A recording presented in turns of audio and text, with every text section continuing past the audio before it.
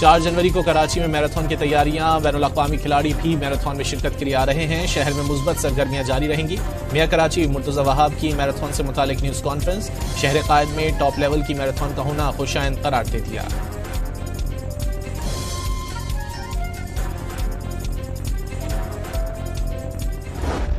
बाबर आजम ने Australian big bash league में दूसरी निफ्ट सेंचुरी बना दी। 46 गेंदों पर 58 रन स्कोर किए। किंग बाबर की टीम सिडनी सिक्सर्स ने मेलबर्न रेनिगेट्स को 6 विकेटों से शिकस्त दे दी।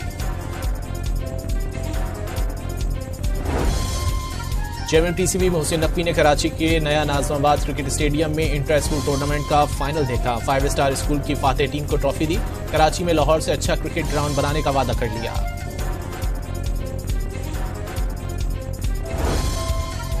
पीएसएल की 2 नई टीमों की बोली का आगाज 100 करोड़ से होगा। नई टीमों के लिए 10 बिडर्स फाइनल हो चुके। ऑक्शन 8 जनवरी को जिना कन्वेंशन सेंटर इस्लामाबाद में शेड्यूल।